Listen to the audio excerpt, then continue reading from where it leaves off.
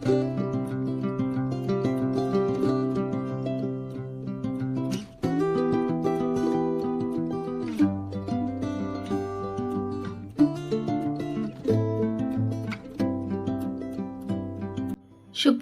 আমার প্রিয় দর্শক বন্ধুরা, সকলে কেমন আছো? আশা করছি সকলে যে যেখানে আছো সুস্থ আছো, ভালো আছো।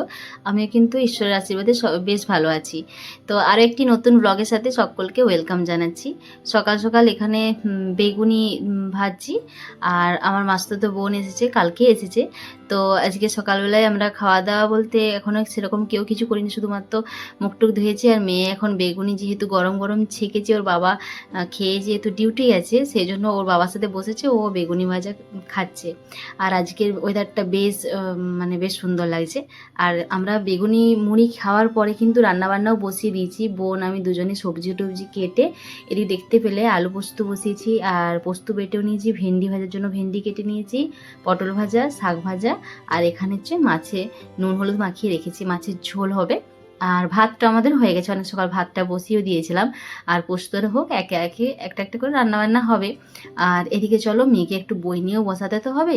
তো মেয়েকে এদিকে যেহেতু পড়া দিয়েছিলাম, তো একটু একটু পড়া করছে একবার করে, ও মাঝিমানের সাথে কথাও বলছে। আর আজকে জামা কাপড় সব কিছু কাচাকুচি হয়ে গেছে, আজকে তাড়াতাড়ি কাচাকুচি করে আজকে নিয়ে চলে এসছে। এরপর এগুলোকে গুছিয়ে রাখতে হবে। বাড়ির রান্নাবান্না হতে হতে একটা একটা কাজও হয়ে যাচ্ছে, আর মাঝে মধ্যে আমরা দু বোনে গল্প করছি। আর এদিকে তোর মাসিমণিকে ছাড়েই নি, কারণ সবসময় মাসিমণির সাথে সব কিছু খাবার দাবার খাওয়ানো, মাসিমণি সব কিছু খাইয়ে দেয়। আমাদের বাড়িতে যদি কেউ আসে না, আমার মেয়েকে খাওয়ানোর কোনো সমস্যা নেই, সবার কাছে খেয়ে নেয়, কোনোদিনও বলে না আমি খাবো না। ও গল্প বলতে হয়, এইটুকুই যা, গল্প বলে দিলেই সব কিছু খেয়ে নেয়। আর এদিকে পটলগুলো ভাজতে দিয়েছিলাম, মোটামুটি আমার ভাজা হয়ে গেছে। দুবার দিতে হয়েছে, প্রথমবারে অল্প দিয়েছিলাম আর অল্প ছিল, দুবার দিয়ে ভেজেছি।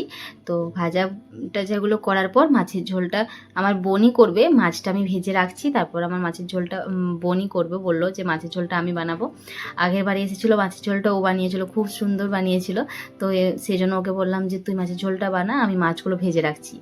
আর রান্না করতে করতে অনেক বাসনপত্র হয়ে যায়, জানি না এটা আমার ক্ষেত্রে যেন বেশি হয়। আমি কি হয় বলো তো, একসাথে বাসনগুলো ধুই বলে আমার বেসিনটা পুরো ভরে থাকে।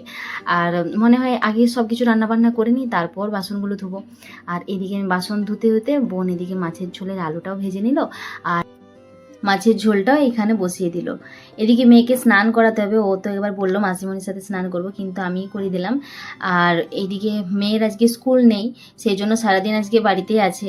মেয়ে আজকে মাসিমণির সাথে বেশ অনেকটা টাইম কাটিয়েছে। আর আমার বোনের যেহেতু ডিউটি নেই, নাইট ডিউটি যাবে যে এবার, সেই জন্য আছে, তারপরে আবার চলে যাবে। তো চলো আজকে যেহেতু মাছের ঝোলটাও বানাচ্ছে, তোমরা একটু দেখে নাও ও কীভাবে মাছের ঝোলটা বানালো।